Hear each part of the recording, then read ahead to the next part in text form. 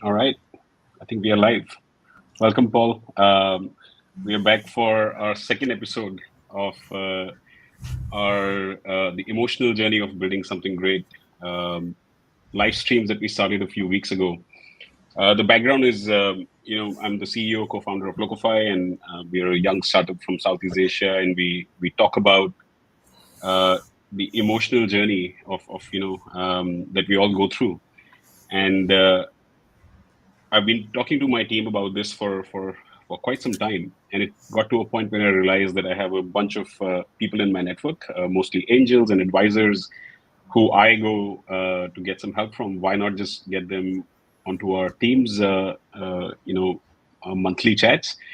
And then someone said, why not make it available to everyone in the community as well? Because Locofy is being used by founders and builders. So here we are for the second episode. The first one went really well. We were overwhelmed, and today I'm very excited and proud to have one of my mentors and our investors, Paul, on the show. So a little bit about Paul. I only got to know about Paul, I think 5 or 6 years ago when PaySense, was one of the early startups from the region, and I think you guys got acquired, and then a couple of years ago we were put in touch, and Paul joined us as an investor at Locofy. And since then, I've been going to Paul for pretty much help on anything. And I'm super grateful to be in that position to have Paul as a mentor. So maybe Paul, would love for you to maybe introduce yourself and tell us a little bit about your background, what brought you to this part of the world, what got you into tech, and then we'll jump into it. Thank you. I'm originally from the US, East Coast, and I moved first to Singapore in 2013, moved a year later to India, to Mumbai. Was there for a few years, then in Bangalore for a few years, and then came back to Singapore in 2019. Um, and most of my career has been in computational fields. Toward the beginning is when data science became a field that you could become a data scientist. So I did that when I left academia for the second time in 2013. And I still consider myself to a good extent, to quite a bit to be a data scientist. Those core activities, that core way of seeing the world. But now I found myself to be a founder as well, and an investor as well, and all these different identities. But they're really just different aspects of being curious about life and exploring and learning new things. And yeah, so excited to Awesome. chat today. Yeah, same here. So, Paul, you're not new to startups. You worked in some of the most exciting startups, I think, in India. If I'm not wrong, Housing.com was one of the first companies that I can recall. Then you started another company and that exited, and now you're back. A lot of founders would just take that exit and and be happy with life. What brings you back for your second or third inning as a co-founder? It mostly is curiosity, curiosity and exertion and adventure. Exertion in the sense of, I think life is really just about exerting energy. It's just about transforming whatever we have here into some work.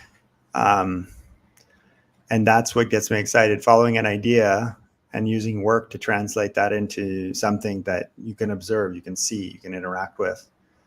Yeah.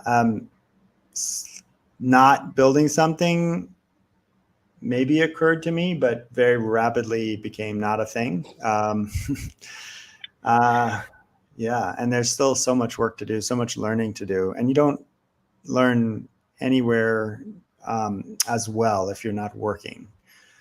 And so, yeah, for multiple reasons, I'm here still as a Yeah, founder, still as a builder. I've seen that with a few of my mentors who had a bit like an exit at some point of time early. I think in their early 30s or mid 30s, and uh, it was a life changing event for them. And it did take a break, considered everything, but the itch in them brought them back, and they are back building. And when I asked them, "What are you looking for? When do you stop?" I haven't gotten a clear answer. I think when you have the builder itch, you're just never going to stop. Yeah. And I think this is actually accessible to even folks who aren't formally building a company. The reality is, I mean, like in philosophy, it's called the hedonic treadmill. And it just means that as long as you're alive, you're striving, you're desiring, and you're trying to close the gap between your desires and what you have. And that is actually as much a curse as it is a blessing. And of course, you know, it's all about the way you manage that. But I don't, yeah, whether you're a novelist and you had a big breakthrough and you're writing your second book, or whether you've hit the tops of the corporate ladder and you stick around or join another company, or whether you found another company, I think it's actually quite an inclusive thing in the sense that that many people can benefit from understanding the paths, the various paths, and the persistence that you bring to life and to work. Yeah, it's inspiring. Hopefully, Sohaib and I, we talk about this quite a bit.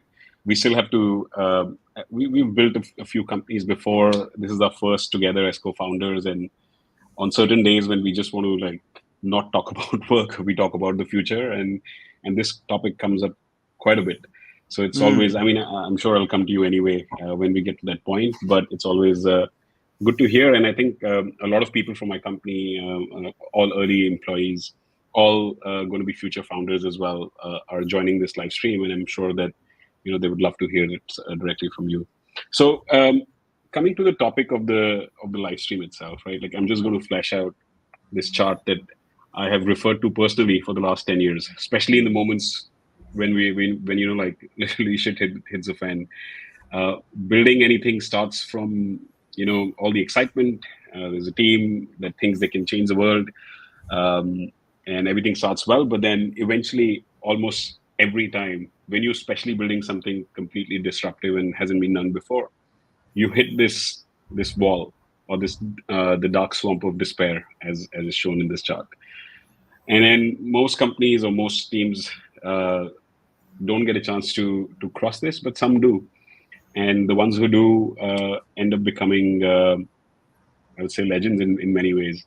So you've obviously gone through this a few times. Building a company is is full of emotional highs and lows. Can you maybe share some of these emotional highs and lows that you went through in any of the previous technologies or companies that you built, and how did you approach it at that moment, and how do you approach it today as well when you're building your company again?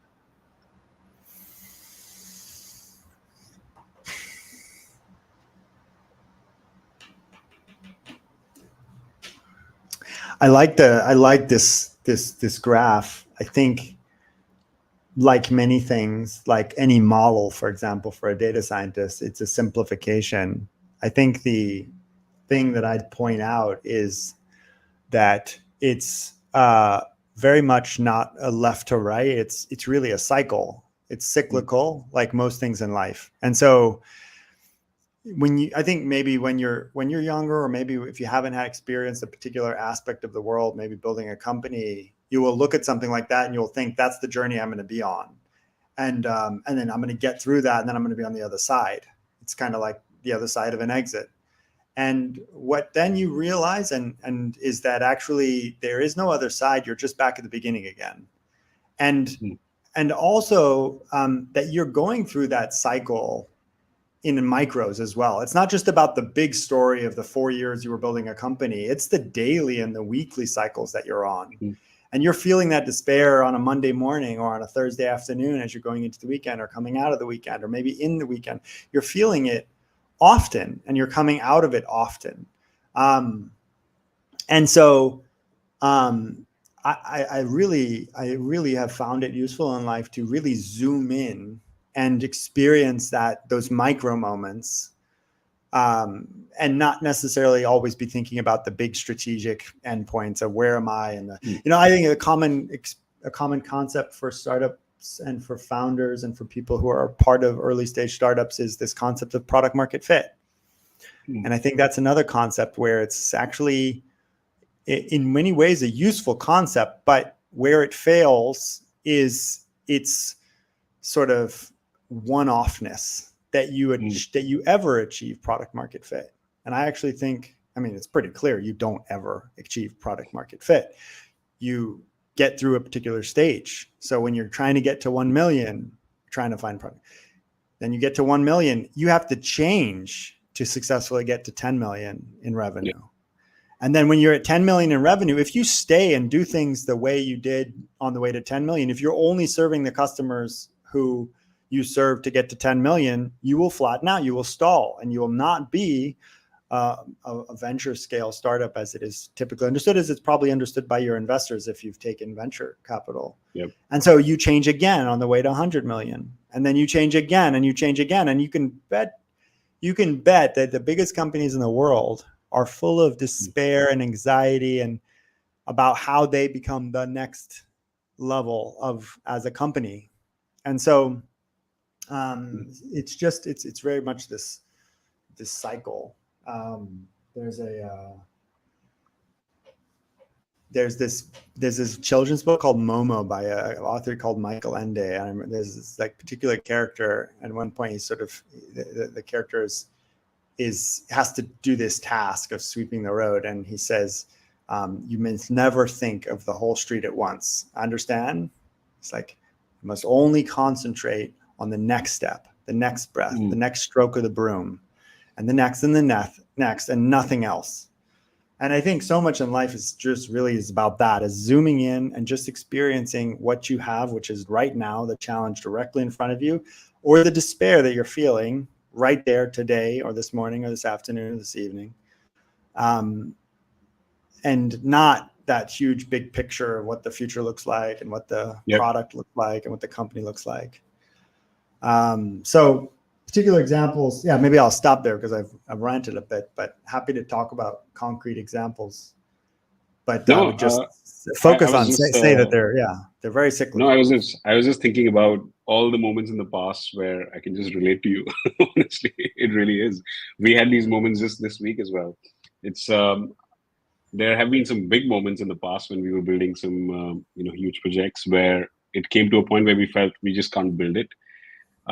But you're absolutely right. It is a cyclical effect. It happens on a daily basis. Founders feel it, but anyone working as an early employee in any startup feels it on a daily basis. So absolutely relate to that. Would love to hear some examples as well. I know my team will hound me if I don't ask you for it. Examples, yeah. Or like a particularly difficult period you faced, at certain point where, despite all your experience and everything, the funding didn't matter, nothing else mattered, and you probably thought of like, I don't think this is possible. I think we should give up, but somehow persevered.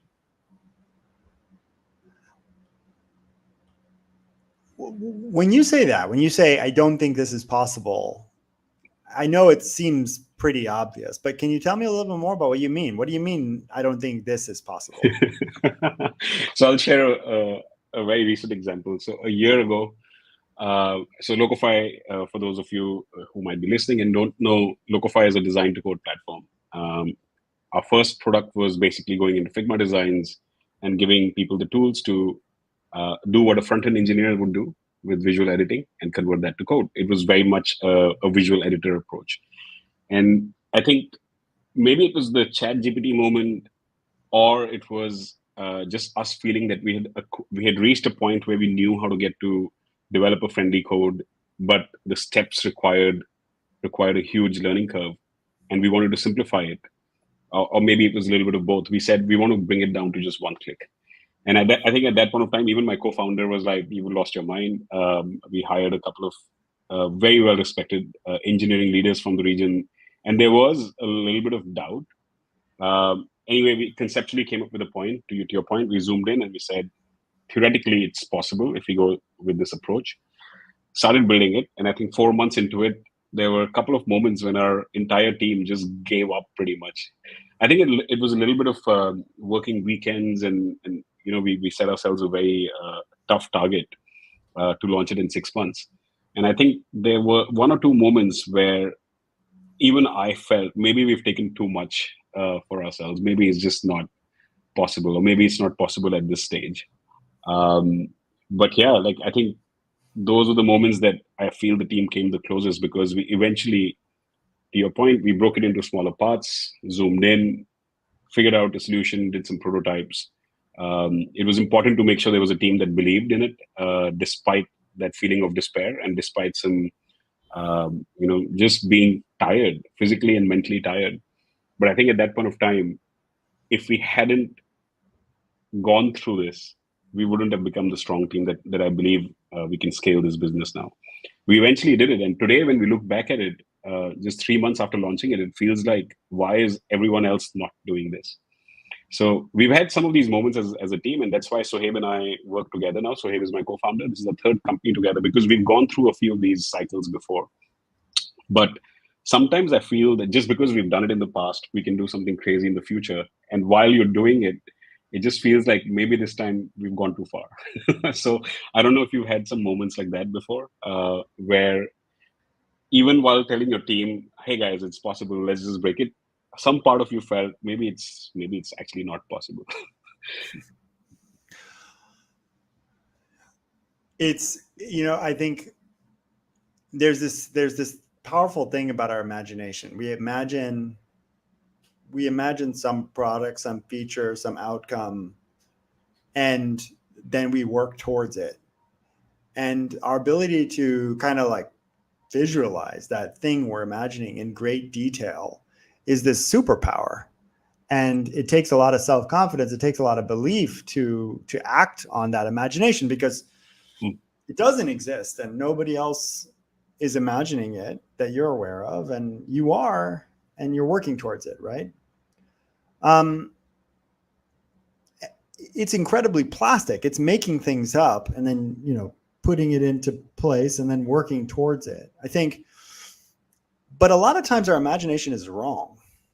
Yep. It's completely wrong, or it's just wrong a little bit. And the beauty is that you can actually learn how it's wrong and then adjust. And there's this aspect of that learning. I mean, that's the thing around, don't build the product you believe, build the general direction, and then listen to the customer's feedback, and then iterate, et cetera. But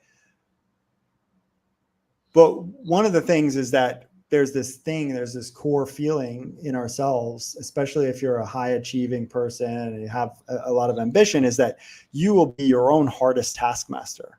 And so what will happen is you'll take this incredibly plastic and malleable and flexible and creative imagination, and it will come up with this idea, which was the product of yesterday's imagination. But then that idea will become hardened and hardened and hardened. And then your past self, which imagined it, is now indebting your future self to achieve that vision. And then you will begin to measure yourself up about, like, could you achieve it? Did you achieve it? Where did it fall down? Where did it fall down? Where did it fall down? And a lot of times what causes you to give up is your own sense of despair, your own sense of is being dispirited that you are not achieving that thing that you imagined, that thing that you're working towards. It was not possible, right? And the interesting thing is I think founders is the most resilient, best founders in the world that I've seen, realize that they don't have to be slaves to that previous self's imagination. That, in fact, your investor doesn't really know what you're building. They only know what you told them you might be building in a slide 6 months or 2 years ago. They don't know. And frankly, they don't care. They just want you to build something really successful. Your customers don't really know what you pitched something to them, but they didn't know it in practice. They bought into a general idea in a general direction. And so it's kind of, for me, it's been very liberating to realize that I don't owe myself to this vision of the past. That vision helped me get to where I am today, but wherever it fails, wherever it falls forward, wherever it's incomplete or that I've received new information, and hopefully you will, right? Like, how could you imagine that yourself 2 years ago was right? How that would be the height of a silly, simplistic arrogance to think that was the case. It couldn't be the case, right? So then you realize it's like, well, you can't achieve, maybe what you thought was possible was impossible, but that's kind of irrelevant. Like, what's possible is what you can do today based on what you learned. And it's probably in that same general direction, because if it wasn't, then you're scattered, right? So if you're trying to build a consumer business one day and a SaaS business the next day and then a banking product another day, right? Like, clearly that's wrong. But adjustment along the way is absolutely right. So in fact, nothing is impossible, because nothing is really what you have to build. What you have to build is what's possible. You have to build is what you're excited about today. That's the, leveraging what you built yesterday, that's learned from what you built yesterday. And so again, I think that's what I mean by zooming in. And when you zoom in, you realize you don't have to work through and kind of get through. And sometimes we tell these stories, and Hollywood tells these stories, and Bollywood tells these stories of like, oh, I had a dream and then I fulfilled that dream. And those stories are powerful, but they're also lies. It never happened that way. It never happened that way. There was so much change. There was so much drama. And so I think just being able to be slowed down and then ask yourself, wait a second, am I despairing because of some gap in yesterday's imagination that today's imagination is super powerful to overcome in a very creative way? It doesn't have to be slave to the past, to your own past. And so then now that's really hard to do, because the other part of yourself, the taskmaster part, the one that holds you to a high standard, is like, you're full of crap. You're changing. You're like, you're not committed to what you said before. And you're just weaselly, and you're just trying to get around the hard problem and solve an easier problem. But that taskmaster is just the devil on your shoulder. You don't have to listen to him. And if you can free yourself from him and put him in his place, he's useful sometimes and in the right times to kind of push you to the next level, but doesn't know everything that's right. Then I think then it's powerful. So then it just becomes a question of, what are your particular ways of stepping back from that obligation, from that past imagination? For me,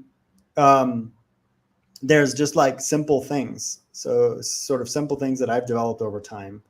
I was never first time in my life, I played soccer and other things like that, but I didn't lift weights. I wasn't very active, didn't run. And what I found was that in the times when my brain was most physically exerting and it was starting to feel that despair because it wasn't doing exactly what I thought I was going to be doing 2 weeks before or 3 months before, the best thing I could do was kind of physically exert myself. So that for me became a run. You go for a run. So you're make your body so tired that your mind cannot spin because your body is tired. Because otherwise your mind will try to stop spinning, but it can't because it's spinning. So it's spinning and trying to stop spinning, and then trying to stop spinning, trying to stop despairing becomes a new form of despair, because you're like, why should I despair? Don't despair. And then you're like, oh man, I'm still despairing. That means I'm failing to not despair. That means more failure. And you're like building failure on top of failure on top of failure. And I found that one of the only ways that I can eject from that process is like physically exhaust myself. Make it so that your muscles are tired and you're sweating, because then your brain just breaks down. Another way I do it, I was just, I just went this morning, is actually I go to an onsen because it has a cold bath. When I put myself in that, you cannot think about your problem, because all you can think about is how cold it is, and you're just trying to stay in place. It's crazy how much you can just take the load off. And then when you do that for a short period of time, when you come back to it, all of a sudden your views on things, your creativity, your ability to see around a problem, to see an adjacent problem that you have a solution for that you didn't even realize because you were trying to solve that original problem, which actually nobody cares about. Yep. Right. All of a sudden just gets unlocked again. But it's something you have to recurringly do. You regularly do it. It's not something that you like become a master at and then you're done with. Man, this is why I love talking to you, by the way, Paul, because you make me think and challenge my own way of thinking about things.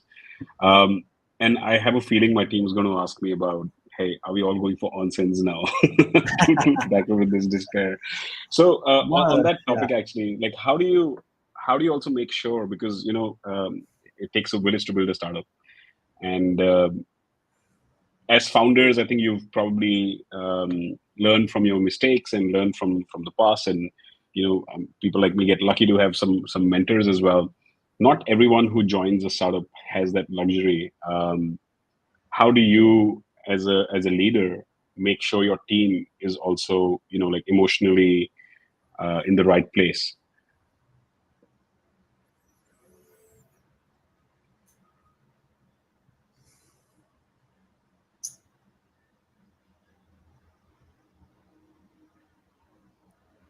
Let me ask you this, honey. Would you're a team of developers? Yeah, Would you ever would you ever take your top developer and sort of say, or all your developers, let's say, and say, we need to cut costs, so we're going to take your laptops and give you 2013 edition MacBook 13s, never. with for Never. I would do no. that to myself, which I did, by the way. I had the worst machine for 2 to 3 years, but I always made sure my top engineers had the best um, tools, machines, resources that they needed to succeed.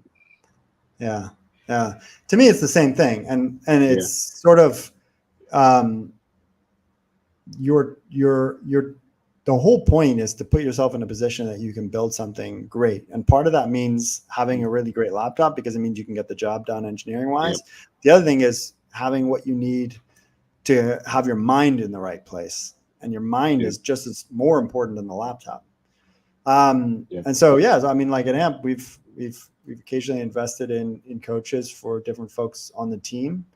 But we also, we just yeah, like you, we spent a lot of time thinking about this concept of energy and how we manage it. We think a lot about how do we manage our lives around work. So when we do our on-sites, we're a global, fully distributed team. So we're in 9 countries, 5 U.S. states. When we do our on-sites, we are very eager and welcome families and partners to come, yeah, because we know that they're in our minds anyway, and we want them to see what the rest of the team is like, and also be able to invest in them because they're a part yeah, of the picture. So there's these different things that have worked for us, and tactics and ways of supporting the team. It's not for everyone. And so I think at the same time, you also are kind of calibrating, and you're helping them calibrate and decide, is this right? Does this fit all the things that they need in their life at the moment? Right? Are they ready for the extra challenge? Because it is hard work. yeah, But it's the same, I think, in any high performance field, right? Like, it doesn't matter what your aspirations are. If you're not ready to be on a professional, Premier League football team or NFL football team in America, then like, that's not right. But so many of us have very fulfilling lives without being on that team, and yep, so I think you do have to have a sort of a clear and reasonable sense of capacity and capability to fill the role that's there. And to have the maturity, et cetera. And I think there's a lot of things around that too. There's different strategies I've seen different startups take over time. A lot of times you think about, like, we can't afford, just like, maybe you realize you can afford the really high powered laptop, but you're like, well, we can't afford the high powered engineer. So you have some startups that will hire tons and tons of people fresh out of college. In India, we call it, freshers, and yeah, right. And that has its own cost, because a lot of times they don't have the experience. They don't. That's what happened to me at Housing, or us at Housing, right? Is when I joined Housing, I think I was in my late 20s, early 30s, no, late 20s, in Mumbai. And most of the team, the founders, were 20, 21 at the time. yeah. I think And there were we, eight of we drove. them, eight of them from the same batch, freshers, Yeah, basically. Yeah, yeah, I love that's that right. word, freshers. I haven't heard that for a long time. Yeah. And we grew very fast, fast to 100 people, fast to 200, fast to 1,000 people. And when housing went through all the drama, the media attention, and everything that happened in like the 3 months before the founder CEO was fired by the board, those people were 20, 21, 18, 23. I was one of the older people, even on the management team, and again, not that experienced. And that had an impact, that had an effect on our ability to get through it and to manage the process. Amazing people, so many good friends that are still my friends, so many people that I wrote recommendation letter for graduate school or have invested in or have joined Aampe and other joined PaySense. But yeah, it's an aspect. So when you're a founder, you're making decisions about these things. So I think you try to think about ways to do it. I think this is awesome. This kind of a podcast that's focused on this different topic, not about product building, not about good clean code or anything like that, is part of that process of investing in the team and getting to them to be able to build the journey. Yeah, and I think that it happens again in other performance, high skilled industries as well, on movie sets, in professional athletic teams, in professional chess players. Pretty much anything where you're performing at the top, there'll be a lot of work that goes into managing your psychology, managing your emotions.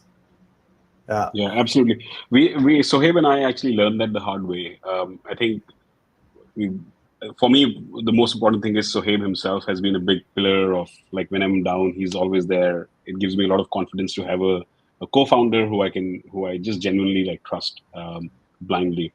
But last year, especially when we were scaling our team, we did face this problem of growing too fast, and we hadn't had we were very good at building lean teams, and all of a sudden we had these 25, 30 people in the team. We made some hiring mistakes. Some of them, we also realized that early employees may not necessarily always scale as fast as the company scales sometimes, and there's obviously books written about it. And I never believed in coaching, but last year we were in this, again, swamp of despair, and we went through a particularly difficult time, and someone recommended us to get a coach, and we did, quite reluctantly, I would say. We're like, what would a coach tell me that I don't already know? And both of us were proven completely like wrong immediately. Like we were lucky to get a coach. He was the CEO of Nasdaq, and we now make a point to not just talk to her every couple of weeks, but we made that available to our leaders. Unfortunately, because of course we couldn't get it to a point where we can offer it to everyone. But this podcast is an example of what we're trying to do for the team as well. I love what you said about bringing teams, families over to like offsites. We do 1 week offsites because we are a fully remote team. So we go for a week for a week somewhere cheap, but we're not working during that week, or we're working if you want to, but you don't have to. But I think we might consider getting team members, families as well, because you're absolutely right. It's not just about going through this alone. Our families are very much part of this in the behind the scenes. So I think one of the things you mentioned, and I know you support a lot of founders and not just founders but people working in startups, and you've been supporting a lot of young people through their careers. One of the things that I've been doing recently, and I know you do obviously, is angel investing. How do you kind of apply your lessons from working at a startup to being part of a successful startup founding team, and now doing it again in choosing the next founders you want to back?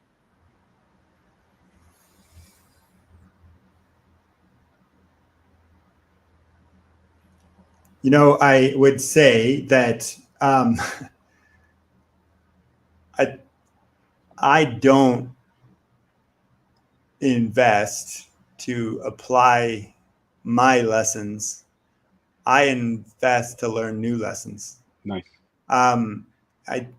The reason I emphasize that is because I think so many things happen and harden in life because you start to think about, again, your knowledge that you learned in the past. Just like we become slaves to the imagination of our past self, we also become slaves to the knowledge of our past selves.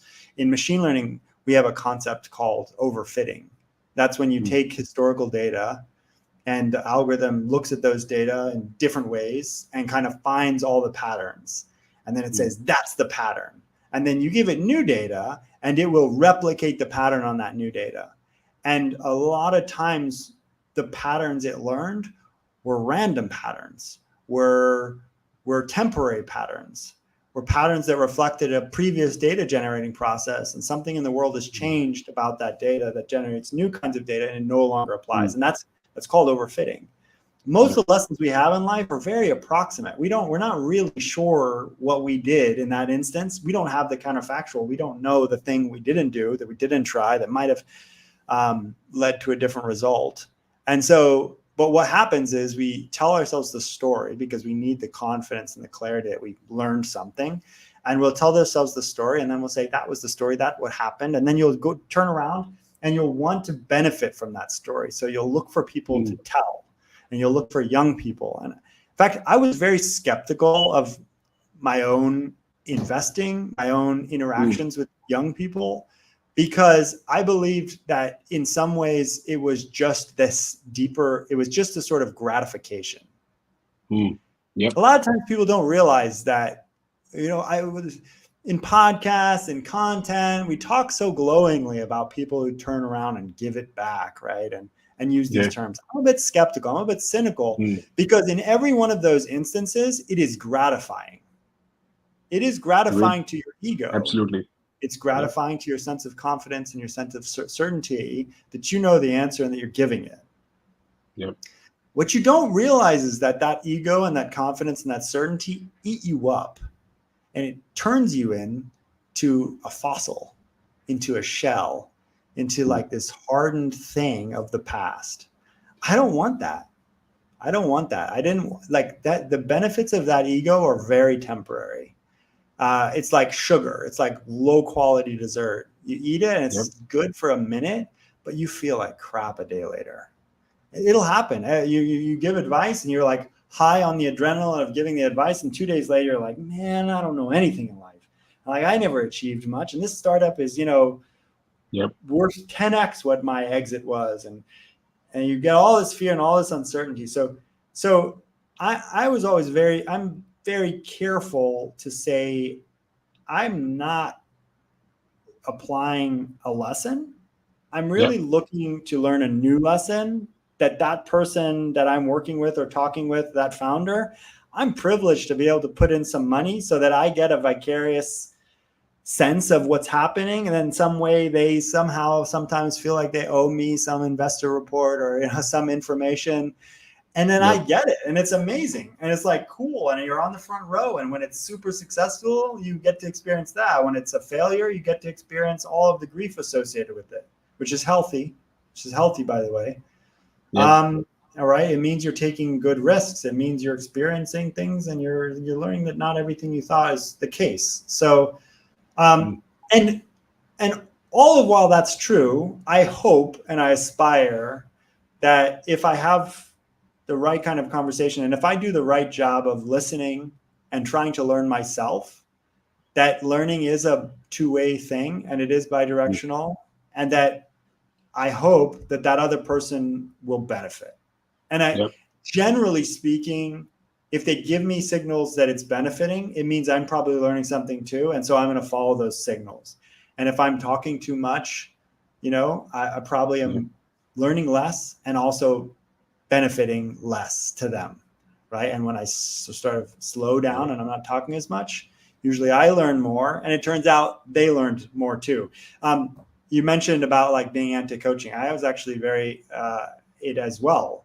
And I viewed coaching as a knowledge thing. It was like, what can they tell me that I don't know? And what I realized was that it has very little to do with knowledge. Most knowledge you can find on YouTube or books or anything else. But it's the practice of speaking and exposing your thoughts that you learn from.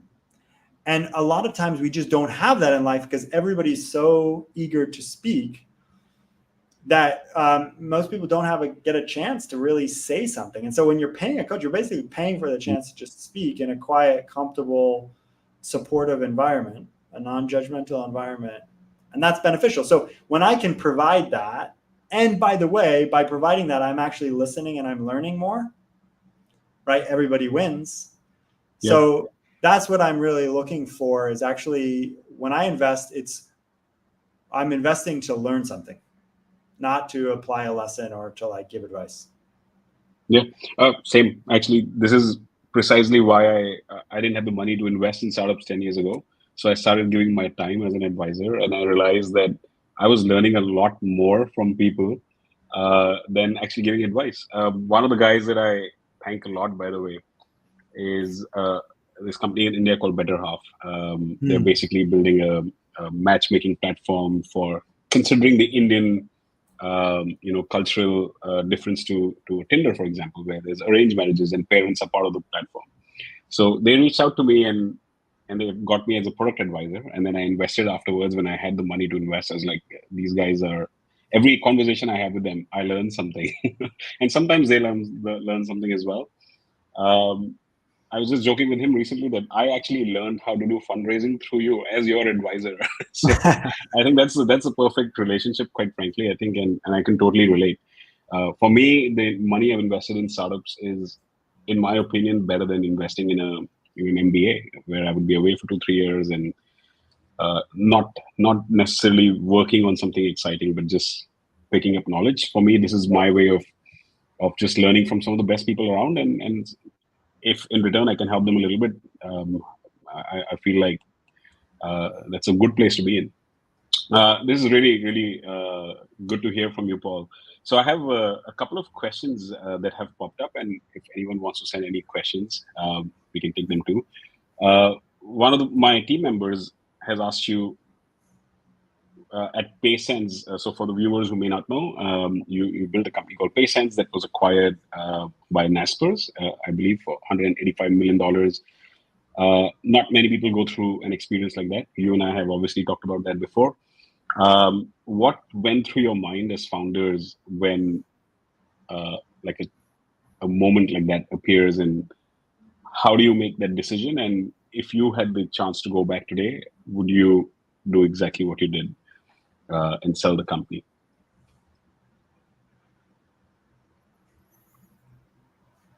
Well, a lot of things go through your mind. A lot of things go through your mind at different stages and points in the activity and the acquisition, and in the post experience, and they go through them in advance of it, and like Yeah.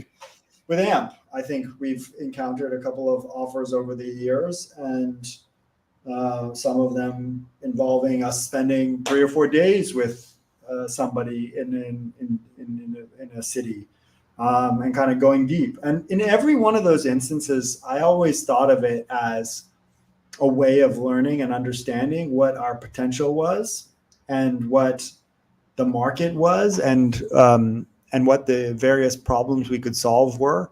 And so again, it was really a learning opportunity. And I think you also try to do it in a way that's ethical and honest. So, Mm. if you have a very clear intention not to do something, you shouldn't waste people's time.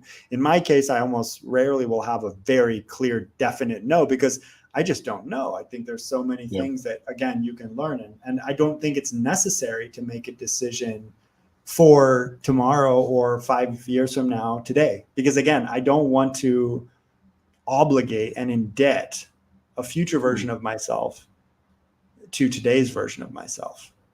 Just like I don't Yeah. want today's version to be indebted to, 3 years ago, Paul. Yeah. So, so you go through highs and you go through lows. And I think you also realize that the different decisions are yours and different decisions are not yours. And that one was not my decision. It was my co-founders, it was our CEOs. And I was pretty clear about that, that was a decision that I wanted to support regardless. Mm. Um, and I think in some cases it's really not possible for more than one person to make the ultimate decision. and they're under so much pressure. And the best thing you can do is just give them really full support and like believe in them, and not believe in the outcome, by the way, but believe in the decision they're making. The outcome will be what it is. In the case of PaySense, I think there was so much complexity. I mean, we were doing lending, and we went through so many things. There was a credit cycle in sort of 2017, 2018. There was demonetization in 2016 when like the economy was just wiped out, right? All of the large bills were taken out of the market, and so much of India is a cash economy, and definitely in our target segment, right? So there's so many times we almost possibly would have died, or would have had to do a major pivot, or so many experiences, right? And so and there are many companies that came out in the same sort of generation as us that didn't survive, that failed for various reasons, in the sense of their company died.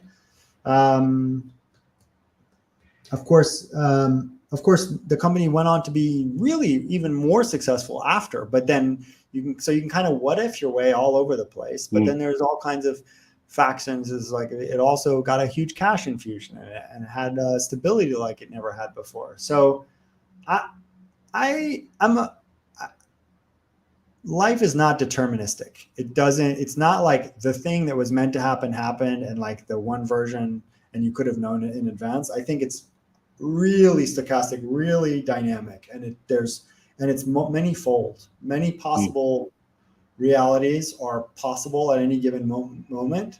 So even if the thing you thought was going to happen happened, I don't even count that much, because I think it's just like occasionally you happening to guess the right roll of the dice, because so much of it is just fundamentally unpredictable. So instead, you just embrace the reality you're in. You appreciate for what it is, and you enjoy it for what it is. Yeah, no, super helpful. This is a topic you and I'm sure I'll reach out to you in future. Yeah. Not many people have had that experience, and I'm sure when it comes to the emotional journey, that would be one really, really big it's just full of ups and downs. I've talked to some founders who've been in that lucky position. It's never easy. A lot of people think it's just a company reaches out, asks you to be acquired, and that's it, payday. It's a super emotional, like a roller coaster for everyone involved. All right, cool.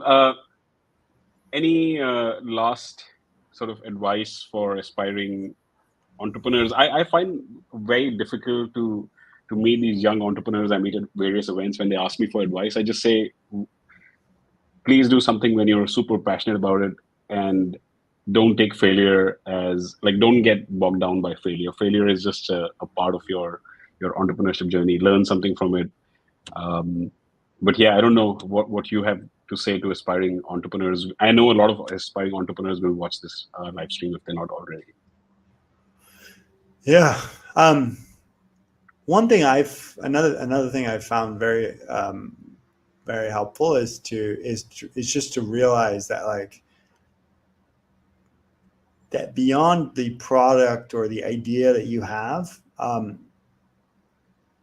just incrementally moving in the direction of high quality people, of just finding people that you're just constantly learning from and chasing that. And usually there'll be trade-offs, right? And so what you're paying for that, and it's not cash you're paying for, but you're paying on something. You're paying off of status or salary or something. And there's been cases in my 3 cases, I guess it's really just 3 cases where I've taken a very clear step down in salary, in status, which I am just so thankful for. And so, again, you don't see this just one directional, just like this slope up in life. It's cyclical, and it's up and down. And up and down in different dimensions. So I stepped down in status, but I stepped way up in learning. And so you can kind of swap in and out the dimensions you care about, and you realize, whoa, there's not just one way of seeing the world. And so it's, I think as much as possible is approximating it and mapping it to the people you're with and the people you're interacting with. I think that's just so critical, and it's been so helpful, and it's just a great way to find your way through life, is just following really high quality friends and friendships, and really, I mean, everything can be basically reduced to friends. That's how I think of us. Yeah. Yeah. Well, this has been great. Like, I think the idea was obviously for my team to learn, but like it is every time I meet you, I end up learning so much. The thing I like about you is every time I've reached out to you for some advice, instead of getting the answer, you throw me a bunch of questions that make me think and get to my own answer, which has also made me think about how I advise some, other entrepreneurs. So I just want to say thank you. We're very lucky to have you as one of our investors, but more importantly, as one of mentors, not just for me, but for my entire team. And I'm pretty sure they would share this sentiment. Thanks a lot for your time today, and Thank you. Thank hopefully you. we'll get you on one of our offsites. Maybe you can meet the team as well and talk directly to them. Thank you. It's been fun to chat, honey, and thanks to the whole team for what you guys are doing.